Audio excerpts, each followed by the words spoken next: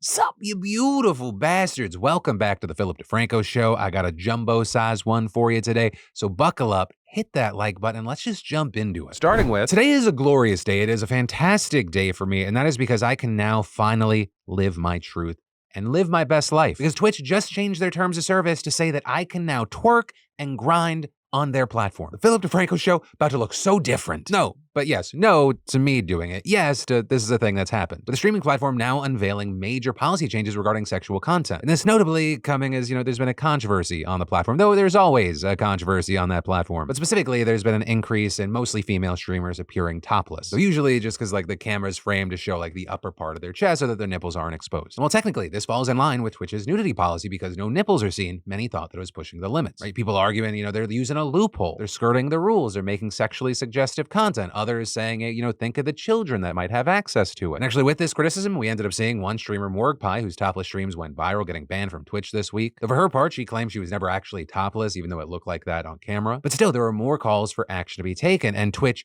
did respond, but they went a different route. Rather than cracking down, they were like, hey, maybe let's loosen things up. And so while porn and full nudity still not allowed on Twitch, you can do a lot more. With Twitch explaining that because they recently rolled out content classification labels, where they allow streamers to label sexual content, the platform can now actually ease some of the restrictions since the content will come with a warning. So any kind of sexual content or depictions of nudity, it's going to need one of these labels, but also some previously bannable actions are going to be allowed. But this including content deliberately highlighting breasts, buttocks, or the pelvic region, with Twitch saying that their former policy was out of line with industry standards and resulted in female presenting streamers being disproportionately penalized. They're also now okaying erotic dancing, including disrobing as well as body writing on breasts and buttocks, regardless of gender. Also, you have this thriving community of artists on the platform, and so now for them, it'll be acceptable to show fictionalized depictions of fully exposed breasts, genitals, buttocks, regardless of gender. Though they're augmented reality avatars, they do not count as animated, so they're supposed to abide by the same attire rules as humans. So there's a little bit of chaos on that front right now from people trying to get away with nudity. And of course, with everything we talked about, these things need to be flagged with a sexual themes content classification label. And notably with that, content that has a sexual themes label will no longer appear on homemade recommendation shelves. Though there are also actions that do not need the label, like twerking, grinding, and pole dancing. Though asterisk, you cannot do that if you are inside an adult entertainment venue. And so in response to these changes,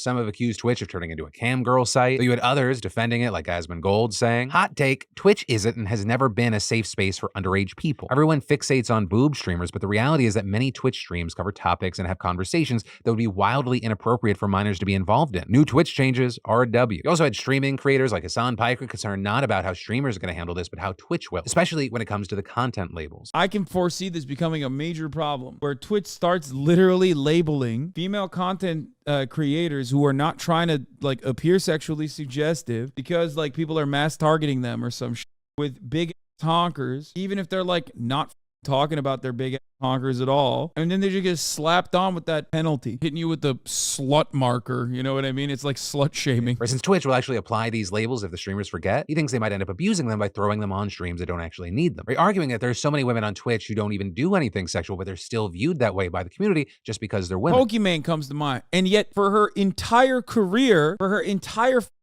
people are like, oh, look at this slut. Look at this slut. Classic. We're going to have to wait to see how things play out. I mean, Twitch is always an interesting one when it comes to rules. I feel like it's one of those platforms where people so actively and transparently try and work around the rules. For example, their no nipples rule. They say you can't have female presenting individuals' breasts with exposed nipples unless they're actively breastfeeding a child. But here's the thing. There's going to be some random 20-year-old dude that's like, I'm someone's child. There's an 80% chance that's going to happen. Because, there's always this talk about the Twitch meta, what are people doing now? The meta is trying to skirt around the rules. And personally, I kind of respect it. And then we've got intelligence and security software that's being used by world governments, also being used by organized crime. Which you might say, what's the difference between the two? I'm with you, brother. No, I'm not. I was joking. Please don't put me on another list. But specifically, in Mexico, there are reports that indicate that cartels are using intelligence and security software to help them with their crimes. And the specific software in question is called Titan. And as far as how they're using it, not only is it helping them track down their rivals, it's also helping them cover up their crimes. And as far as intelligence software goes, Titan's actually especially scary blurry because it doesn't even pretend to have any safeguards. And you've even got places like Vice reportedly getting access to the platform from a cartel operative, with that finding that they can track people in real time. We're talking updated every minute. They can also grab their official IDs and a ton of other private information. And all of that's possible because allegedly Titan gets its information directly from government databases, which if true means it could be used to delete criminal records or post fake crime reports to police platforms. And as far as like how this whole system works, you have Vice reporting that there are services being offered via WhatsApp groups managed by a council, which they say, according to one of the group's admins speaking with them, includes members of criminal organizations and Mexican state officials. And going on to say that in addition to approving services, they approve who's in these WhatsApp groups. And access to the information, apparently pretty cheap. Not like skip a few coffees cheap, but I mean, you have Vice saying that it's between $600 and $9,000. And also with this in a like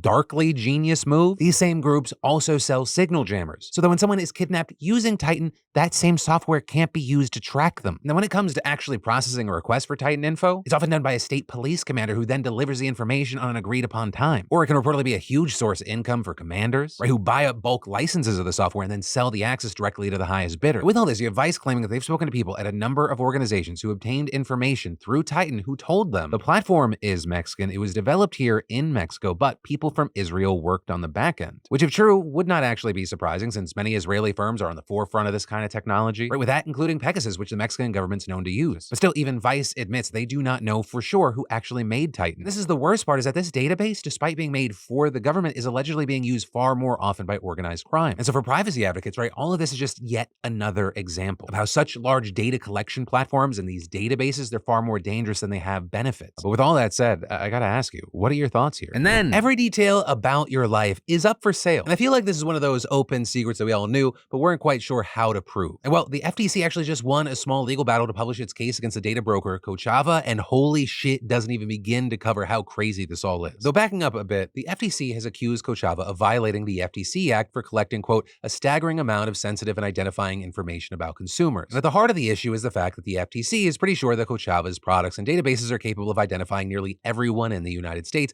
down to extremely personal details. Also making it even worse is the fact that Kochava then allegedly sold this information to customers, most of whom are assumed to be advertisers. Now that said, collecting data on consumers and then selling it to advertisers isn't exactly anything new. We know that's how Google, Facebook, and pretty much every social media platform stays in business. But Kochava is accused of going above and beyond when it comes to data collection, where people who bought their data could allegedly track someone's movements with the data Kochava was collecting. With this including things like when you visited a hospital, or maybe you were down on your luck and you had to live at a temporary shelter, or what about when you went to church? And this information was accurate down to a few meters. Also, outside of tracking your movements, they also keep an ongoing tab of what apps you use, how long you've used them, and how much you've spent on them. That information might not seem like that big of a deal, but you would be surprised what a bunch of data scientists can do with that. And they're able to make all that happen by either buying data from other brokers or by striking deals with 275,000 mobile app developers to sneak in data collection code for a pile of cash. And no one really ever notices because no one's out there reading terms of service. And that info is scary enough, but when you add to the fact that it's been collecting this info for a long time, you realize that anyone buying their data could build a realistic profile of your entire life. And this type of data collection from a Kochava, and let's be real, pretty much every company that does this, has led to a massive increase in hyper-specific advertisements. Have you ever felt like an ad you just got on your phone was a little too relevant to your life? Well, that's because this data can be used to build out so-called audience segments. Normally, they're supposed to be broad things like age ranges or gender, but with Kochava's data, they can pinpoint it down to something like you just looked at baby clothes specifically. So according to the FTC, advertisers can use this data to make profiles of, quote, all the pregnant Muslim women in Kochava's database. With the FTC going on to say in their complaint, Kochava's use and disclosure of this precise geolocation information invade consumers' privacy and cause or are likely to cause consumers substantial injury. The FTC also has an issue with the fact that Kochava seems to not care about how much sensitive information it is collecting and said that the company could blacklist sensitive location from its data feeds or remove sensitive characteristics from its data, but didn't. In fact, it's actually the opposite. It promotes the usage of such data and touts it as a way to dodge user privacy choices. And it's also why the FTC is seeking a permanent injunction against Kochava. Now, initially, Kochava countersued and a judge agreed, finding that the FTC didn't adequately allege a substantial injury to consumers, which is actually why the FTC was like, okay, and they came back with everything we just talked about. But even that led to a series of legal battles with Kochava actually trying to get the FTC sanctioned by the court for bringing claims that were, quote, knowingly false. So the judge disagreed, saying that he couldn't actually find any claims that were actually false or misleading, instead saying that the FTC could make its filing and claims public. Now, all that said, it doesn't mean that the judge completely ruled in the FTC's favor, just that on the surface, the evidence and allegations allegations seemed legit and that the lawsuit could proceed. And if this does go the FTC's way, it could change the landscape of how our data is collected and used against us. However, without proper changes to the laws, just about everything about you is 100% known to companies and advertisers out there, and there's nothing you can really do about it. And then, we've got football, basketball, hockey, concerts, theater, comedy, and so much more. I mean, you have tons of events happening for every mood, distraction, or taste in entertainment. And thanks to the sponsor of today's show, SeatGeek, you'll get $20 off using my code Phil for tickets. Which, I mean, it's great in general, but also it is a great gift idea for just about anyone in your life. And also, I mean, don't forget yourself as well. Plus, fantastically, for those of you who have used this offer in the past, I've got you covered as well because you can use code DeFranco for $10 off any purchase. That's whether you've bought one before or 100 times. DeFranco gets you $10 off your next SeatGeek purchase. And with over 28 million downloads, SeatGeek is the #1 rated ticketing app. And with basketball and football in full swing and artists like Hozier, Drake, Travis Scott, and more on tour, you need SeatGeek. And I say that as someone that personally uses them all the time, whether it be for a gift or a last-minute date idea or something massive like going to the Super Bowl. There's so much happening. If I want to do something, I automatically tap into my SeatGeek app, especially because SeatGeek wants to make sure that you're getting a good deal. So actually, when you're on the app, look for the green dots. Green means good deal, red means bad. Plus, every ticket's backed by their buyer guarantee, and SeatGeek is the only site that lets you return your tickets ahead of the event with swaps. So remember, that is $20 off your first purchase with promo code Phil, and returning SeatGeek buyers get $10 off using code DeFranco. Just make sure you click the link in the description to download the app, and it makes a great gift for this time of year. And then we need to talk about Saudi Arabia, Qatar, and the United Arab Emirates being on a path for world domination, at least for sports. Right? Because as we've talked about before, you have these uber wealthy oil-rich Gulf nations blasting millions and even billions of dollars into various sporting enterprises in recent years. With this, of course, being a huge point of discussion during the 2022 FIFA World Cup in Qatar, as well as with the merger of PGA with the Saudi-backed LIV Golf League. And, with those stories, there's always a conversation about sports washing, or the idea that these countries are using sports investments to improve their international reputation and deflect from the mass human rights issues that they perpetuate. Things like their treatment of women, migrant workers, the LGBTQ+ community, and many, many others. And when it comes to Saudi Arabia specifically, that hesitancy goes even deeper. You have things like the assassination of Jamal Khashoggi, and of course the small matter of the country's connections to 9/11. But apparently, billions of dollars can make a lot of people forget those little tiny details. Especially as those big deals that you hear about in the news, the LIV mergers and the World Cups, those are just the tippity tip of the iceberg. And with these investments just rapidly accelerating, experts say that the consequences of all this, accepting this money, it's going to go far beyond just sports washing. We're talking about a total revolution in the global sports power structure that'll concentrate much more geopolitical influence into the hands of these questionable governments. And that's actually something that was detailed in an absolutely stunning report by the Washington Post that drew from interviews with over 50 governing bodies, stakeholders, and experts. And to really understand the scope of this situation, we have to first get a little bit more of a better look at the massive scale that we're talking about here. For a while now, there has been a major focus on soccer, with all three of the Gulf nations slurping up some of the best-known soccer franchises in the whole world, with that including Paris Saint-Germain, Manchester City, and Newcastle United, among many other European teams. Saudi Arabia's Sovereign Public Investment Fund, or PIF, has also spent obscene amounts of money signing top soccer players, in fact, making it the second largest soccer spender in the world last year, with Saudi clubs reportedly spending $957 million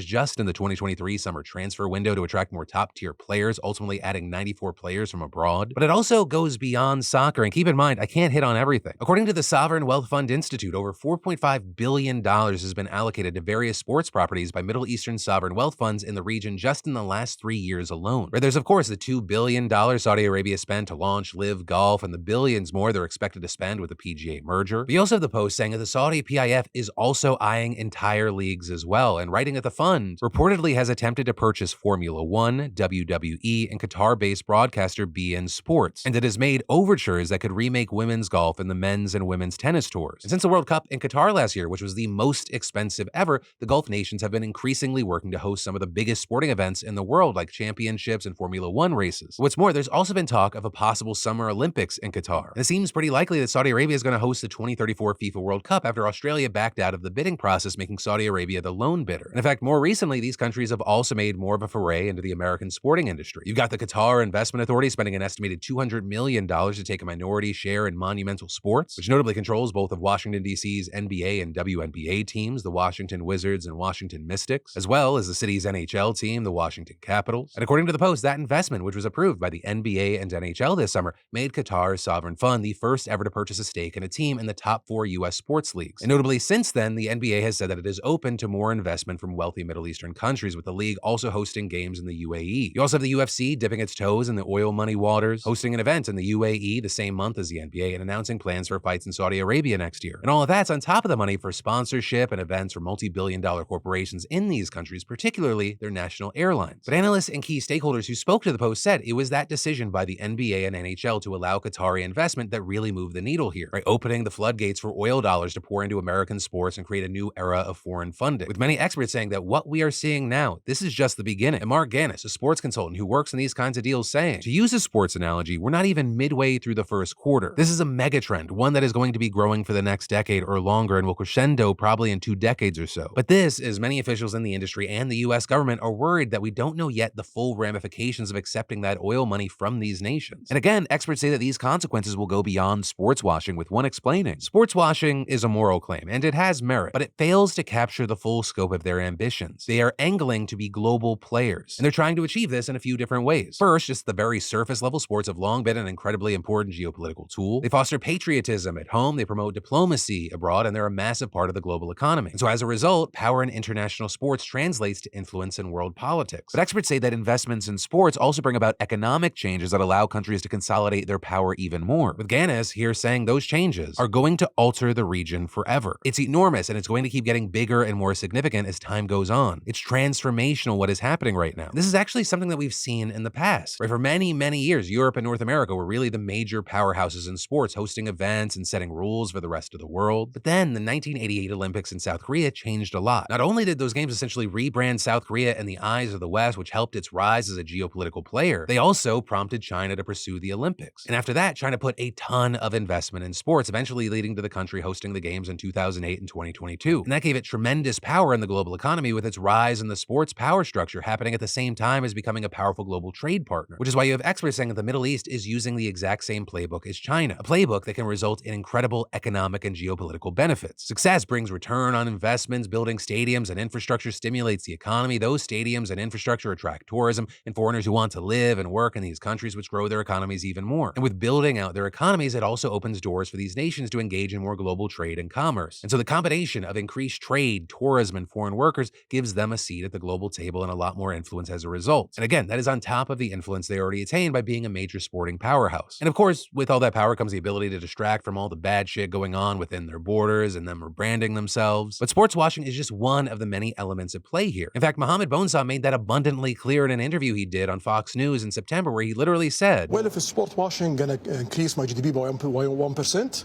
and then I will continue doing sport washing. You're okay with that term? I don't care. I have 1% growth of GDP from sport, and I'm aiming for another 1.5%.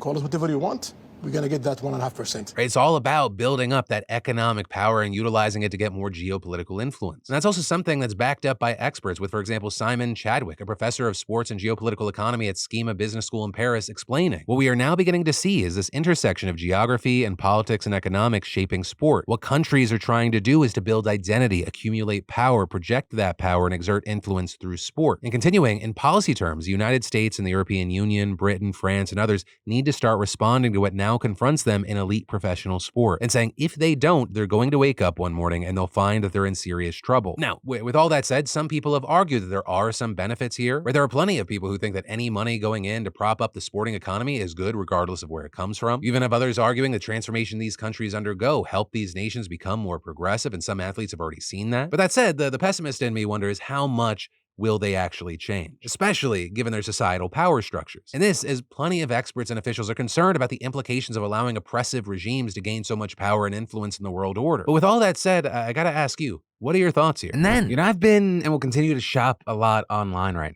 now. I like to be sure that my privacy is protected from nefarious people spending all their time and energy gathering my data. Because, all of us are at risk of having our data breached by third parties who spend their time trying to do just that, steal our information. But protecting ourselves doesn't need to take up all our time and energy, thanks to today's sponsor, Incogni, because they do it for us. Really, when I signed up, I immediately saw how many data brokers had my information. Not the best feeling. But within a week, Incogni already started their reach out, scrubbing them out, still protecting me today. Because with just a phone phone number, old address, or a name to start them off, complete strangers can buy records containing an alarming amount of your sensitive information. But Incogni can automatically remove your personal data from these kinds of websites. You know, if you're privacy conscious or you just don't like the idea of some random finding out where you live or you work, it makes sense to take advantage of a service that keeps this information private. So just go to incogni.com/DeFranco and don't forget to use code DeFranco to get 60% off. That's incogni.com/DeFranco and use code DeFranco to take your personal data off the market. And then House Republicans today have now officially formalized the impeachment inquiry into President Biden, with it unsurprisingly coming to a 221 to 212 vote entirely along party lines. And that word formalize is key here, because this move doesn't really change much in a tangible way, but it is also massively important symbolically, because Republicans have been investigating Biden for possible impeachable offenses for nearly a year now, with them specifically looking into whether Biden improperly benefited from his son Hunter's business dealings abroad, and if false or misleading statements that he made about those dealings amounted to obstruction. Beyond that, they're also probing whistleblower allegations that Biden interfered in the Justice Department's investigation into Hunter's taxes and gun use, which Hunter is currently facing criminal charges for. While the inquiry has raised some ethical questions, Republicans have so far produced zero evidence of any crimes, and certainly not anything that reaches the level of impeachment. But still, despite that, GOP leaders have accused Biden of acting corruptly and abusing power, claims that, again, they have presented no proof of. In fact, they had so little of anything to go on that more mainstream moderate Republicans were hesitant to back an impeachment inquiry or even outright opposed it, which is why we saw former Speaker Kevin McCarthy taking the unprecedented move of unilaterally directing 3 House committees to open an impeachment probe into Biden back in September, with it widely believed that he did this on his own because he wanted to appease the same far-right members who ultimately ousted him, but he didn't have enough support from the rank and file. But that whole sentiment, it has changed recently for a few different reasons. First of all, Republicans have been bolstered by pretty explosive new allegations against Hunter revealed in a new indictment. Now, very notably here, because we're talking about the potential impeachment of Joe Biden, not the impeachment of Hunter Biden. That indictment never mentions the president or connects him to his son's alleged misdeeds, but it has helped Republicans who are leading this effort to convince their on-the-fence colleagues that there's no harm in just making sure for certain that the president wasn't involved, with also increased pressure from Trump and his allies in Congress playing a big role. And beyond that, the White House basically dared Republicans to take this step last month, or when a special counsel to Biden wrote a letter challenging the legitimacy of the probe because it hasn't been launched by a full House vote, and pointing out that Republicans leading the effort had themselves argued that impeachment inquiries without a full floor vote are illegitimate, calling it an abuse of power when Pelosi unilaterally launched an impeachment probe into Trump, and demanding that subpoenas and requests for interviews be rescinded. So in response to that, you had GOP leaders arguing that a full floor vote was necessary to give them the full authority to investigate Biden without the White House stonewalling or bringing legal challenges. And that also helped another argument that they made to convince skeptical moderates. They're saying this is not a vote to actually impeach Biden, but a vote to continue the investigation with full legal force. And that's an argument that was echoed by multiple GOP lawmakers who were leading this investigation after the House vote yesterday, saying, hey, this is basically just a procedural step. But this, as Democrats have widely pushed back against that, claiming that this is all a political charade to appease Trump and that Republicans have zero evidence that are just abusing the impeachment process for their own political means. But, you know, that said, here's the thing. It is a tactic that is being used. Right? The situation is going to drag into the 2024 election cycle. And you even had Biden himself chiming in with a rare statement on the matter, saying, instead of doing anything to help make Americans' lives better, they are focused on attacking me with lies. Instead of doing their job on the urgent work that needs to be done, they are choosing to waste time on this baseless political stunt that even Republicans in Congress admit is not supported by facts. You know, possibly the most simplistic way of understanding like what's going down here is to watch this interaction between a reporter and Republican Representative Troy Nehls. Representatives, what are you hoping to gain from an impeachment inquiry? All I can say is Donald J. Trump 2024, baby. A political stunt or not, campaign strategy or not, this is where we are right now. So just buckle up for the ride that is going to be 2024. And then let's talk about yesterday today, where we dive into the comments yesterday. And for the first time ever, I'm going to start with my own comment that I left on yesterday's show. Oh, dang it. I'm so dumb. It's been so long since I watched the last season. Alice in Borderland is a Japanese show, not South Korea. Comment stands, though. It's a fantastic watch. And 99% of people were like, hey, it's great that you caught yourself. Haha, yeah, it is a great show. But there's also, as one psycho on Twitter took my little slight gaffe, said, you reached Fox News levels of research on this one. Which one, how dare you? If this was Fox News levels of research, I'd be saying the Japanese were storming our shores in caravans. And two, the show is research. We have a whole team working on the show, but they're focused on like the news and not, you know, me going on some random nerdy rant about foreign language films and TV shows that I enjoy. Though the person that would have caught that was just out sick yesterday. You know, with this, here's what I say, and I usually have to say it about like way more important stuff, not me misremembering a show that I watched a year ago. No one's perfect. You're not always gonna get it right. I'm glad that the mistakes I make are like little like this. And even then, I do what you're supposed to do when it's a much more important situation. I immediately update the situation where I can. And so actually, I think where I'll end this is by saying thank you, not to the person that compared me to fucking Fox News because of the slightest gaffe, but to everyone else that corrected me on that point or were about out to and they saw my comment, who chose not to be dicks about it. I appreciate that. And you. But anyway, as far as comments about the actual news, one of the biggest standouts to y'all yesterday was on the Luke Combs story, with people horrified that, while not in Florida, there are states where you can actually serve someone over email. With Chrissy saying, honestly, serving any lawsuit by email is ridiculous. With the amount of spam, dumb ads, and scam emails that get important emails buried every day, something as important as a lawsuit shouldn't be trusted in email format alone. Others also chiming in, as a cybersecurity professional, the lawsuit story is so damn sketchy. Email is the #1 place we're trained to reject things that look shady, and serving legal action via email is super high on the behaviors that we use to identify spam and scams. Think of all the scams that start with, there's a warrant out for your arrest, etc. Making this sort of action appropriate to deliver via email defeats a ton of that training and automated protections that have been put in place to protect people from scammers. Which, yeah, I mean, if I'm missing texts from even my favorite people in the world, I'm missing some fucking emails. There were also a number of comments focusing specifically on Nicole, where pretty much everyone relieved that Luke Combs, once he found out about what was happening, he's handling things the way he's handling it. Were people happy that not only does it seem like, the bad stuff's not going to happen to Nicole, but maybe this is somehow turned into a good thing for her. Because in addition to Luke Combs giving her money, there's that whole Tumblr sale that's going to be going towards her medical bills. You also had a number of people saying she should have really known better. That it's great that it's not going to ruin her life, but that she really should have known better. But there, I kind of have to argue a different point, and I probably am only thinking of this because my TikTok algorithm has just been feeding me so much bullshit that people are trying to sell me. Like, ever since TikTok Shop was introduced, I feel like 1 in 5 things I see, it's like, hey, did you know this shirt? Blah, whatever. People try and get their bag. But like the sheer amount of what seems to be unlicensed merch being sold is like through the roof. It's like, okay, that's just a photo of Taylor Swift and something she said. Where'd you get the fucking photo? There's a lot of people playing with fire, and so I think that there's two things. People are obviously benefiting from the situation, and it feels like, while it may be Wild Westy now, eventually a crackdown's gotta come. And then two, the more people get fed that content, I think the more likely that you're gonna have other people thinking, oh, I guess this is okay. But yeah, be careful out there, because while that Luke Combs story had a seemingly happy ending, I very much feel like that's the outlier. But that is where your daily dive into the news is going to end today. As always, thank you for being a part of these. For more news you need to know, I got you covered right here. Maybe you missed it. Click or tap to watch. I got links in the description. But hey, my name's Philip DeFranco. You've just been filled in. I love yo faces, and I'll see you next time.